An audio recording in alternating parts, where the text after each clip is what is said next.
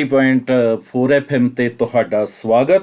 ਤੇ ਦੋਸਤੋ, ਮੈਂ ਆ ਤੁਹਾਡਾ ਡਿਵਾਈਨ ਤੇ ਦਿਲਦਾਰ ਆਰਜੇ ਗੁਰਵੇਲ ਸਿੰਘ ਤੇ ਆ ਗਿਆ ਲੈ ਕੇ ਤੁਹਾਡਾ ਫੇਵਰੇਟ ਪ੍ਰੋਗਰਾਮ ਜੀਵਨ ਜਾਚ।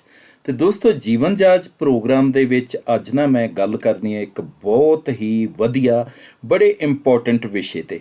ਔਰ ਸ਼ਾਇਦ ਜੋ ਵਿਸ਼ਾ ਮੈਂ ਅੱਜ ਲੈ ਰਿਹਾ ਹੈ ਨਾ, ਉਹ ਮੇਰੇ ਹੀ ਨਹੀਂ ਤੁਹਾਡੇ ਸਾਰਿਆਂ ਦੇ ਵਾਸਤੇ ਹੀ ਬੜਾ ਜ਼ਰੂਰੀ ਵਿਸ਼ਾ ਹੋਵੇਗਾ। ਕਾਰਨ ਇਹ ਹੈ ਕਿ ਦੁਨੀਆ 'ਤੇ ਹਰ ਬੰਦੇ ਦੇ ਜਿਉਣ ਦੇ ਪਿੱਛੇ ਇੱਕ ਹੀ ਕਾਰਨ ਹੈ। ਸ਼ਾਇਦ ਉਸ ਕਾਰਨ ਨੂੰ ਧਾਰਮਿਕ ਲੋਕ ਤਾਂ ਬਹੁਤ ਛੋਟਾ ਜਿਹਾ ਮੰਨਣ, ਪਰ ਜਿਹੜੇ ਲੋਕ ਵਪਾਰ ਦੇ ਵਿੱਚ ਹੈ ਉਹ ਇਹੀ ਕਹਿੰਦੇ ਆ ਜਦ ਤੱਕ ਸਾਡਾ ਵਪਾਰ ਚੱਲਦਾ ਹੈ ਉਦੋਂ ਤੱਕ ਅਸੀਂ ਜਿਉਂਦੇ ਹਾਂ, ਅਤੇ ਜਦੋਂ ਸਾਡਾ ਵਪਾਰ ਖਤਮ ਹੋ ਗਿਆ ਉਸ ਵੇਲੇ ਤੋਂ ਬਾਅਦ ਤੇ ਅਸੀਂ ਮਰਿਆਂ ਦੇ ਬਰਾਬਰ ਹੈ। ਕਿਉਂਕਿ ਜਰਾ ਸੋਚੋ ਕਿ ਜਿਸ ਦਾ ਵਪਾਰ ਖਤਮ ਹੋ ਜਾਂਦਾ ਹੈ ਨਾ, ਉਹਦੇ ਕੋਲ ਪਿੱਛੇ ਕੁਝ ਵੀ ਨਹੀਂ ਬਚਦਾ। ਕਿਉਂਕਿ ਵਪਾਰ ਕਰਕੇ ਹੀ ਜ਼ਿੰਦਗੀ ਦੇ ਵਿੱਚ ਸਿਰਫ ਇੱਕ ਇਨਸਾਨ ਰੋਟੀ ਨਹੀਂ ਖਾ ਰਿਹਾ ਹੁੰਦਾ, ਸਗੋਂ ਵਪਾਰ ਕਰਕੇ ਬਹੁਤ ਸਾਰੇ ਲੋਕ ਰੋਟੀ ਖਾ ਰਹੇ ਹੁੰਦੇ ਆ। ਅਤੇ ਜੇ ਅਸੀਂ ਦੂਜੇ ਪਾਸੇ ਵੇਖੀਏ ਨਾ, ਅਤੇ ਵਪਾਰ ਹੈ ਜਿਹੜੇ ਮੇਰੇ ਖਿਆਲ ਦੇ ਵਿੱਚ ਤਿੰਨ ਤਰ੍ਹਾਂ ਦੇ ਵਪਾਰ ਮਿਲਦੇ ਆ। ਕਿਉਂਕਿ ਤਿੰਨ ਤਰ੍ਹਾਂ ਦੇ ਵਪਾਰੀ ਹੁੰਦੇ ਆ। ਇੱਕ ਤਾਂ ਉਹ ਜਿਨ੍ਹਾਂ ਦੀ ਨਈਆ ਡੁੱਬਣ ਦੇ ਕਿਨਾਰੇ ਆ, ਬਸ ਅੱਜ ਡੁੱਬੀ ਕਿ ਕੱਲ੍ਹ ਡੁੱਬੀ। ਔਰ ਇੱਕ ਉਹ ਜਿਹੜੇ ਬਸ ਜਿਸ ਤਰ੍ਹਾਂ ਵਾ ਜਿਵੇਂ ਕਿਵੇਂ ਬਸ ਡੁੱਬਣ ਤੋਂ ਬਚੇ ਹੋਏ ਨੇ। ਵੈਸੇ ਇਸ ਤੋਂ ਜ਼ਿਆਦਾ ਕੁਛ ਨਹੀਂ ਕਰ ਪਾਉਂਦੇ ਕਿਉਂਕਿ ਉਹਨਾਂ ਦੇ ਅੰਦਰ ਆਸਾਂ ਉਮੀਦਾਂ ਤਾਂ ਬੜੀਆਂ ਸੀ, ਪਰ ਆਸਾਂ ਉਮੀਦਾਂ ਸਾਰੀਆਂ 'ਤੇ ਹੀ ਕਿਤੇ ਨਾ ਕਿਤੇ ਪਾਣੀ ਫਿਰਦਾ ਨਜ਼ਰ ਆ ਰਿਹਾ। ਅਤੇ ਤੀਸਰੇ ਉਹ ਹੁੰਦੇ ਨੇ ਜਿਹੜੇ ਮੁਕੇਸ਼ ਅੰਬਾਨੀ ਦੀ ਤਰ੍ਹਾਂ ਇੱਕ ਤੋਂ ਅੱਗੇ ਦੂਜਾ, ਦੂਜੇ ਤੋਂ ਅੱਗੇ ਤੀਜਾ, ਤੀਜੇ ਤੋਂ ਅੱਗੇ ਚੌਥਾ, ਬਸ ਜਿੰਨੇ ਵੀ ਉਹਨਾਂ ਦੇ ਕੋਲ ਇਵੈਂਟਸ ਹੁੰਦੇ ਆ ਉਹ ਕਰਦੇ ਜਾਂਦੇ ਆ, ਅੱਗੇ ਵੱਧਦੇ ਜਾਂਦੇ ਆ, ਤਰੱਕੀ ਕਰਦੇ ਜਾਂਦੇ ਆ। ਤੁਸੀਂ ਸ਼ਹਿਰਾਂ ਦੇ ਵਿੱਚ ਜਾ ਕੇ ਦੇਖ ਲਵੋ, ਸ਼ਹਿਰਾਂ 'ਚ ਰਹਿਣ ਵਾਲੇ ਸਾਰੇ ਹੀ ਵਪਾਰੀ ਹੁੰਦੇ ਆ। ਵੈਸੇ ਤਾਂ ਮੇਰੀ ਨਜ਼ਰ ਦੇ ਨਾਲ ਦੇਖੋ ਨਾ, ਅਤੇ ਮੈਂ ਇਹ ਕਹਿ ਸਕਦਾ ਦੁਨੀਆ 'ਤੇ ਕੋਈ ਵੀ ਇਨਸਾਨ ਇਹੋ ਜਿਹਾ ਨਹੀਂ ਜਿਹੜਾ ਇਨਸਾਨ ਵਪਾਰੀ ਨਾ ਹੋਵੇ। ਹਰ ਇਨਸਾਨ ਵਪਾਰੀ ਹੈ, ਹਰ ਇਨਸਾਨ ਕੁਛ ਨਾ ਕੁਛ ਵੇਚ ਰਿਹਾ ਹੈ। ਸ਼ਿਵ ਖਹਿਰਾ ਬੜਾ ਸੁੰਦਰ ਕਹਿੰਦੇ ਹੁੰਦੇ ਸਨ। ਉਹ ਕਹਿੰਦੇ ਹੁੰਦੇ ਸਨ ਕਿ ਤੁਹਾਨੂੰ ਕੀ ਲੱਗਦਾ ਮਾਂ ਕੁਛ ਨਹੀਂ ਵੇਚ ਰਹੀ? ਮਾਂ ਵੀ ਆਪਣੀ ਮਮਤਾ ਵੇਚ ਰਹੀ ਹੈ। ਕਿਉਂਕਿ ਇਸੇ ਹੀ ਜੋ ਮਮਤਾ ਨੂੰ ਅੱਜ ਮਾਂ ਵੇਚ ਰਹੀ ਹੈ ਨਾ, ਉਹ ਇਹੀ ਮਤਲਬ ਕਿ ਅੰਦਰ ਰੱਖ ਕੇ ਬੱਚੇ ਦੀ ਪਾਲਣ ਪੋਸ਼ਣਾ ਕਰ ਰਹੀ ਹੈ ਕਿ ਕੱਲ੍ਹ ਨੂੰ ਜਦੋਂ ਅਸੀਂ ਬੁੜੇ ਹੋ ਗਏ ਉਦੋਂ ਇਹੀ ਬੱਚਾ ਸਾਨੂੰ ਸੰਭਾਲੇਗਾ, ਇਹੋ ਹੀ ਬੱਚਾ ਸਾਡੀ ਕੇਅਰ ਕਰੇਗਾ। ਇਹਦਾ ਮਤਲਬ ਇਹ ਹੋਇਆ ਕਿ ਜੇ ਇੱਕ ਮਾਂ ਵਪਾਰੀ ਹੈ, ਉਹ ਇਹ ਸੋਚ ਕੇ ਬੱਚੇ ਨੂੰ ਪਿਆਰ ਕਰਦੀ ਹੈ ਕਿ ਕੱਲ੍ਹ ਨੂੰ ਇਸੇ ਬੱਚੇ ਨੇ ਸਾਨੂੰ ਸੰਭਾਲਣਾ ਹੈ। ਅਤੇ ਇਸੇ ਤਰ੍ਹਾਂ ਹੀ ਤਾਂ ਫਿਰ ਦੇਖੀਏ ਤਾਂ ਮੇਰੇ ਖਿਆਲ 'ਚ ਦੁਨੀਆ 'ਤੇ ਕੋਈ ਇਨਸਾਨ ਐਸਾ ਨਹੀਂ ਜਿਹਨੂੰ ਅਸੀਂ ਕਹਿ ਸਕੀਏ ਇਹ ਵਪਾਰੀ ਨਾ ਹੋਵੇ। ਜਰਾ ਸੋਚੋ ਯਾਰ, ਹੋਰ ਤਾਂ ਗੱਲਾਂ ਦੀਆਂ ਗੱਲਾਂ ਛੱਡੋ, ਕਿ ਅਸੀਂ ਗੁਰੂ ਘਰਾਂ, ਮੰਦਰਾਂ, ਮਸਜਿਦਾਂ ਆਦਿ ਨੂੰ ਵੀ ਵਪਾਰ ਦੇ ਵਾਂਗ ਹੀ ਤਾਂ ਨਹੀਂ ਦੇਖਦੇ ਹੈਗੇ। ਕਿਉਂਕਿ ਉੱਥੇ ਜਾ ਕੇ ਵੀ ਜਦੋਂ ਅਸੀਂ ਰੱਬ ਤੋਂ ਕੋਈ ਮੰਗ ਮੰਗਣੀ ਹੁੰਦੀ ਹੈ ਅਤੇ ਪਹਿਲਾਂ ਅਸੀਂ ਗੁਰੂ ਦੀ ਗੋਲਕ ਦੇ ਵਿੱਚ ਕੁਛ ਪੈਸੇ ਪਾਉਣੇ ਆ, ਮੰਦਰ 'ਚ ਕੋਈ ਚੜਾਵਾ ਚੜਾਉਣੇ ਆ, ਮਸਜਿਦ ਦੇ ਵਿੱਚ ਵੀ ਕੋਈ ਪਰਚੀ ਕਟਾਉਂਦੇ ਆ। ਅਤੇ ਇਹਦਾ ਮਤਲਬ ਕੀ ਹੋਇਆ? ਇਹਦਾ ਮਤਲਬ ਹੋਇਆ ਸਿੱਧਾ ਸਪਸ਼ਟ ਲੈਣ ਦੇਣ। ਰੱਬ ਦੇ ਨਾਲ ਵੀ ਜੇਕਰ ਲੈਣ ਦੇਣ ਹੁੰਦਾ ਹੈ, ਉਸ ਜਗ੍ਹਾ 'ਤੇ ਜਾ ਕੇ ਵੀ ਅਸੀਂ ਮੱਥਾ ਟੇਕ ਰੁਪਈਆਂ ਦਾ ਮੰਗਦੇ ਹਾਂ, ਲਾਭ ਰੱਬ ਤੋਂ ਥਈਆਂ ਦਾ, ਅਤੇ ਇਹਨੂੰ ਕੀ ਕਹੋਗੇ? ਇਸੇ ਦਾ ਹੀ ਨਾਂ ਹੈ ਵਪਾਰ। ਅਤੇ ਮੇਰੇ ਕਹਿਣ ਦਾ ਮਤਲਬ ਇਹ ਹੈ, ਹਰ ਬੰਦਾ ਦੁਨੀਆ 'ਤੇ ਵਪਾਰ ਕਰਦਾ ਹੈ, ਅਤੇ ਵਪਾਰ ਬਸ ਇੱਕ ਹੀ ਚੀਜ਼ 'ਤੇ ਟਿਕਿਆ ਹੋਇਆ, ਉਹ ਹੈ SALE। ਸਮਝ ਗਏ ਜੀ? ਸੇਲ। ਔਰ ਤੁਸੀਂ ਕਿਸੇ ਵੀ ਇਨਸਾਨ ਤੋਂ ਪੁੱਛ ਕੇ ਦੇਖੋ ਤੇ ਉਸ ਨੂੰ ਹੋਰ ਚਿੰਤਾਵਾਂ ਘੱਟ ਹੁੰਦੀਆਂ, ਪਰ ਉਹਨੂੰ ਸਭ ਤੋਂ ਵੱਡੀ ਚਿੰਤਾ ਇਹੀ ਹੁੰਦੀ ਹੈ, ਯਾਰ ਅੱਜ ਮੇਰੀ ਸੇਲ ਹੀ ਨਹੀਂ ਹੋਈ। ਜੇਕਰ ਮੇਰੀ ਸੇਲ ਨਾ ਹੋਈ ਤਾਂ ਕੱਲ੍ਹ ਨੂੰ ਮੈਂ ਕਿਵੇਂ ਰੋਟੀ ਖਾਵਾਂਗਾ? ਕੱਲ੍ਹ ਨੂੰ ਮੈਂ ਕਿਵੇਂ ਕਿਸੇ ਆਪਣੇ ਇੰਪਲਾਈ ਦੀ ਤਨਖਾਹ ਦੇਵਾਂਗਾ? ਕਿਵੇਂ ਦੁਕਾਨ ਦਾ ਕਿਰਾਇਆ ਦੇਵਾਂਗਾ? ਜੇਕਰ ਅੱਜ ਮੇਰੀ ਸੇਲ ਨਾ ਹੋਈ ਤਾਂ ਮੈਂ ਤਾਂ ਕੱਲ੍ਹ ਨੂੰ ਸੜਕ 'ਤੇ ਆ ਜਾਵਾਂਗਾ। ਜਰਾ ਸੋਚਿਓ, ਜਾਂ ਜਿੰਨੇ ਵੀ ਦੁਕਾਨਦਾਰ ਵੀਰ ਨੇ ਉਹ ਮੈਨੂੰ ਦੱਸਿਓ ਕਿ ਇਹ ਚਿੰਤਾ ਕਿੰਨੇ ਕੁ ਲੋਕਾਂ ਨੂੰ ਰਹਿੰਦੀ ਹੈ।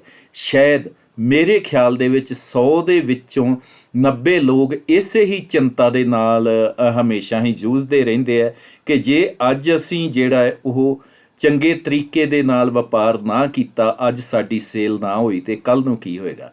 ਇਹ ਪ੍ਰੋਗਰਾਮ ਦੇ ਵਿੱਚ ਸਰਦਾਰ ਅਮਰਜੀਤ ਸਿੰਘ ਜੀ ਜੁੜੇ ਨੇ। ਵੈਲਕਮ ਜੀ, ਬਹੁਤ ਅੱਛਾ ਲੱਗ ਰਿਹਾ ਹੈ। ਤੁਸੀਂ ਵੀ ਇਸ ਵਿਸ਼ੇ ਤੇ ਜੋ ਚਾਹੋ ਆਪਣੇ ਵਿਚਾਰ ਸਾਡੇ ਨਾਲ ਸ਼ੇਅਰ ਕਰ ਸਕਦੇ ਹੋ ਜੀ। ਅੱਜ ਸਾਡੇ ਵਿਚਾਰ ਇਸੇ ਵਿਸ਼ੇ ਤੇ ਚੱਲ ਰਹੇ ਹੈ ਜੀ ਕਿ ਵਪਾਰ ਨੂੰ ਅਸੀਂ ਡੁੱਬਣ ਤੋਂ ਕਿਵੇਂ ਬਚਾਉਣਾ ਹੈ। ਜੇ ਵਪਾਰ ਨੂੰ ਡੁੱਬਣ ਤੋਂ ਬਚਾਉਣਾ ਤੇ ਸਾਨੂੰ ਆਪਣੀ ਸੇਲ ਨੂੰ ਵਧਾਉਣਾ ਹੀ ਪੈਣਾ ਹੈ। ਔਰ ਸਭ ਤੋਂ ਜੋ ਔਖਾ ਕੰਮ ਹੈ ਨਾ, ਉਹ ਹੈ ਸੇਲ। ਔਰ ਇਹਦੇ ਵਾਸਤੇ ਕੋਈ ਡਿਗਰੀ ਕੰਮ ਨਹੀਂ ਕਰਦੀ। ਜੇ ਕੋਈ ਬੰਦਾ ਇਹ ਕਹੇ ਨਾ ਕਿ ਮੈਂ ਫਲਾਣੀ ਡਿਗਰੀ ਕੀਤੀ ਹੈ, ਟਿਮਕਾਣੀ ਡਿਗਰੀ ਕੀਤੀ ਹੈ, ਤੇ ਸੇਲ ਵਧਾਉਣ ਲਈ ਹੋ ਸਕਦਾ ਹੈ ਇੱਕ ਅਨਪੜ੍ਹ ਤੋਂ ਅਨਪੜ੍ਹ ਬੰਦਾ ਵੀ ਵਧੀਆ ਤੋਂ ਵਧੀਆ ਸੇਲ ਕਰ ਜਾਏ। ਔਰ ਹੋ ਸਕਦਾ ਹੈ ਕਿ ਇੱਕ ਪੜ੍ਹਿਆ ਲਿਖਿਆ ਬਹੁਤ ਸਾਰੀਆਂ ਡਿਗਰੀਆਂ ਦਾ ਮਾਲਕ ਬੰਦਾ ਵੀ ਸੇਲ ਦੇ ਵਿੱਚ ਹੈ ਜਿਹੜਾ ਉਹ ਮਾਰ ਖਾ ਜਾਏ।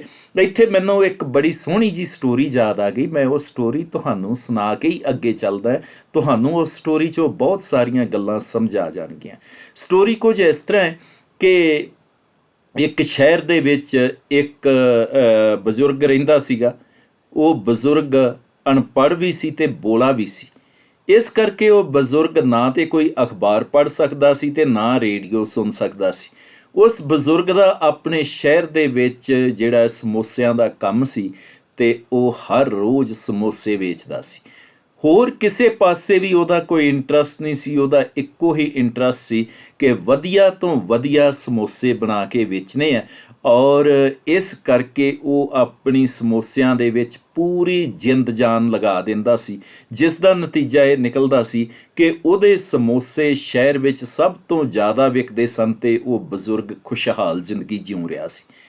ਔਰ ਉਸ ਬਜ਼ੁਰਗ ਨੇ ਆਪਣੇ ਕਮਾਏ ਹੋਏ ਪੈਸਿਆਂ ਤੋਂ ਆਪਣੇ ਬੇਟੇ ਨੂੰ MBBA ਕਰਾ ਦਿੱਤੀ। ਤੇ MBBA ਕਰਾਉਣ ਤੋਂ ਬਾਅਦ ਉਹ ਜਿਹੜਾ ਬੇਟਾ ਸੀਗਾ, ਜਦੋਂ ਵਾਪਸ ਡਿਗਰੀ ਲੈ ਕੇ ਘਰ ਆਇਆ ਤੇ ਘਰ ਆ ਕੇ ਆਪਣੇ ਬਾਪ ਨੂੰ ਕਹਿਣ ਲੱਗਾ, ਪਿਤਾ ਜੀ ਤੁਹਾਨੂੰ ਪਤਾ ਹੈ ਕਿ ਅੱਜ ਕੱਲ੍ਹ ਮਾਰਕੀਟ ਵਿੱਚ ਮੰਦੀ ਚੱਲ ਰਹੀ ਹੈ। ਉਸ ਬਜ਼ੁਰਗ ਨੇ ਇਹ ਮੰਦੀ ਸ਼ਬਦ ਪਹਿਲੀ ਵਾਰ ਸੁਣਿਆ ਸੀ। ਉਹਨੂੰ ਇਹ ਨਹੀਂ ਸੀ ਪਤਾ ਕਿ ਮੰਦੀ ਕਿਸ ਬਲਾ ਦਾ ਦੂਜਾ ਨਾਮ ਹੈ। ਉਹ ਬਜ਼ੁਰਗ ਕਹਿਣ ਲੱਗਾ, ਇਹ ਕੀ ਬਲਾ ਹੁੰਦੀ ਹੈ? ਮੈਂ ਤੇ ਅਜੇ ਤਾਈਂ ਕਦੇ ਇਹ ਨਾਮ ਹੀ ਨਹੀਂ ਸੁਣਿਆ। ਤੇਰੇ ਤੋਂ ਹੀ ਪਹਿਲੀ ਵਾਰ ਸੁਣ ਰਿਹਾ ਕਿ ਮੰਦੀ ਕੀ ਹੁੰਦੀ ਹੈ, ਜਿਹੜਾ ਮੈਨੂੰ ਸਮਝਾ ਦੇ ਸੀ। ਤੇ ਉਹ ਨੌਜਵਾਨ ਕਹਿਣ ਲੱਗਾ ਕਿ ਹੁਣ ਮਾਰਕੀਟ ਦੇ ਵਿੱਚ ਇਸ ਵੇਲੇ ਜਿਹੜਾ ਹੈ ਉਹ ਮਤਲਬ ਕਿ ਐਸਾ ਹੋ ਗਿਆ ਹੈ ਕਿ ਮਹਿੰਗਾਈ ਬਹੁਤ ਵੱਧ ਗਈ ਹੈ।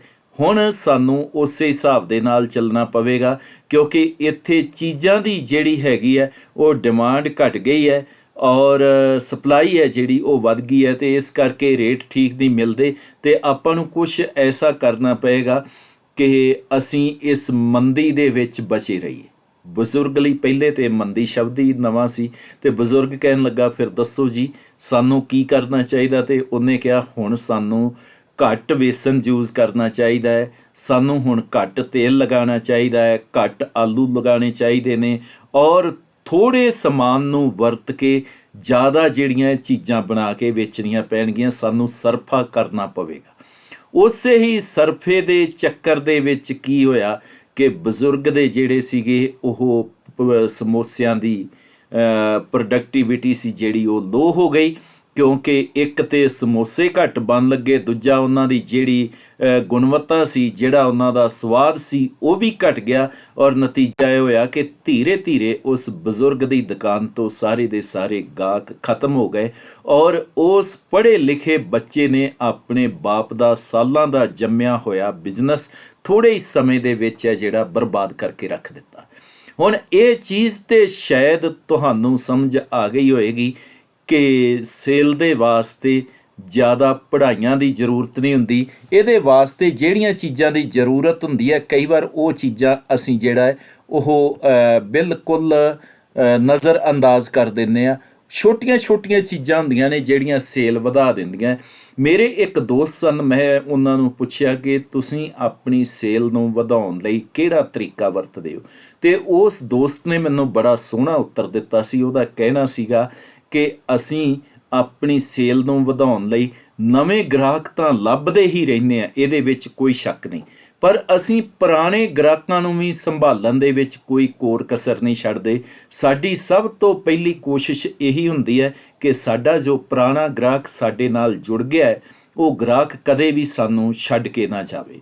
ਔਰ ਇਸੇ ਕਰਕੇ ਕੀ ਹੈ ਕਿ ਅਸੀਂ ਆਪਣੇ ਗ੍ਰਾਹਕਾਂ ਦੇ ਬਰਥਡੇ ਦੀਆਂ ਉਹਨਾਂ ਨੂੰ ਵਿਸ਼ ਵੀ ਭੇਜਦੇ ਹਾਂ, ਵਿਆਹ ਦੀਆਂ ਵਿਸ਼ ਵੀ ਭੇਜਦੇ ਹਾਂ, ਸਾਡੇ ਕੋਲ ਉਹਨਾਂ ਦਾ ਰਿਕਾਰਡ ਰਹਿੰਦਾ ਹੈ। ਅਸੀਂ ਉਹਨਾਂ ਦੇ ਖੁਸ਼ੀ ਗਮੀ ਦੇ ਮੌਕੇ 'ਤੇ ਵੀ ਉਹਨਾਂ ਦੇ ਘਰਾਂ ਤੱਕ ਵੀ ਜਾਣਾ ਪੈਂਦਾ ਹੈ, ਤਾਂ ਕਿ ਉਹਨਾਂ ਦੇ ਨਾਲ ਅਸੀਂ ਇਹੋ ਜਿਹੇ ਪਰਿਵਾਰਕ ਸੰਬੰਧ ਬਣਾ ਕੇ ਰੱਖੀਏ ਕਿ ਉਹ ਗ੍ਰਾਹਕ ਸਦਾ ਹੀ ਸਾਡੇ ਨਾਲ ਜੁੜੇ ਰਹਿਣ।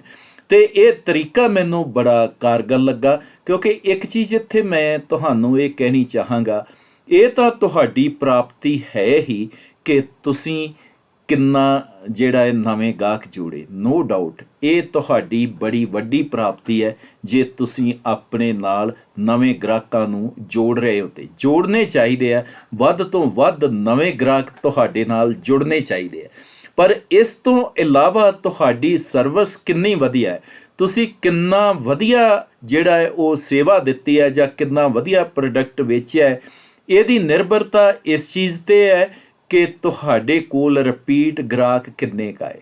ਐਸੇ ਗ੍ਰਾਹਕ ਤੁਹਾਡੇ ਕੋਲ ਕਿੰਨੇ ਕੁ ਹੈ ਜੋ ਤੁਹਾਡੀ ਦੁਕਾਨ ਨੂੰ ਛੱਡ ਕੇ ਜਾਂ ਤੁਹਾਡੇ ਮਾਲ ਨੂੰ ਛੱਡ ਕੇ ਹੋਰ ਕਿਤੇ ਦੂਸਰੀ ਜਗ੍ਹਾ ਜਾਂਦੇ ਹੀ ਨਹੀਂ ਹੈ, ਔਰ ਉਹ ਲੋਕਾਂ ਨੂੰ ਵੀ ਪ੍ਰੇਰ ਕੇ ਤੁਹਾਡੇ ਕੋਲ ਲੈ ਕੇ ਆਉਂਦੇ ਆ ਕਿ ਆਓ ਜੇ ਵਧੀਆ ਸੋਹਣਾ ਸਸਤਾ ਟਿਕਾਊ ਅਤੇ ਚੰਗੇ ਇਨਸਾਨਾਂ ਤੋਂ ਚੰਗਾ ਮਾਲ ਖਰੀਦਣਾ ਹੈ ਤੇ ਇਹਨਾਂ ਤੋਂ ਵਧੀਆ ਹੋਰ ਕੋਈ ਨਹੀਂ ਹੋ ਸਕਦਾ ਜਿਹੜੇ ਤੁਹਾਡਾ ਇਸ ਤਰ੍ਹਾਂ ਰੈਫਰੈਂਸ ਦਿੰਦੇ ਆ। ਯਾਦ ਰੱਖੋ, ਜਦੋਂ ਤੁਸੀਂ ਕੋਈ ਨਵਾਂ ਪ੍ਰੋਸਪੈਕਟ ਆਪਣੇ ਆਪ ਥਰੂ ਦੀ ਫੋਨ ਖੋਜਦੇ ਹੋ ਤੇ ਉਸ 'ਤੇ ਤੁਹਾਨੂੰ 90% ਮਿਹਨਤ ਕਰਨੀ ਪਵੇਗੀ, ਪਰ ਜਦੋਂ ਕੋਈ ਤੁਹਾਡੇ ਕੋਲ ਕਿਸੇ ਦੇ ਰੈਫਰੈਂਸ ਦੇ ਨਾਲ ਆਪਣੇ ਆਪ ਆਉਂਦਾ ਹੈ ਤੇ ਉਸ 'ਤੇ ਤੁਹਾਨੂੰ ਸਿਰਫ 15% ਮਿਹਨਤ ਕਰਨੀ ਪਵੇਗੀ।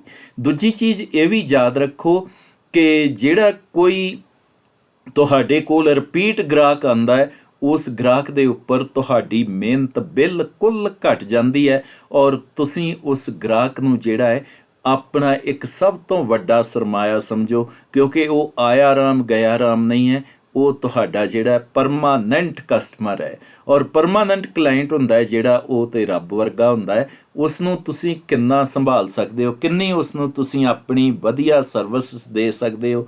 ਔਰ ਪ੍ਰੋਗਰਾਮ ਦੇ ਵਿੱਚ ਜੋਗਿੰਦਰ ਸਿੰਘ ਜੀ ਵੀ ਜੁੜੇ ਹੋਏ ਨੇ। ਜੋਗਿੰਦਰ ਸਿੰਘ ਜੀ, ਵਾਹਿਗੁਰੂ ਜੀ ਕਾ ਖਾਲਸਾ ਵਾਹਿਗੁਰੂ ਜੀ ਕੀ ਫਤਿਹ, ਸਤਿ ਸ਼੍ਰੀ ਅਕਾਲ ਜੀ।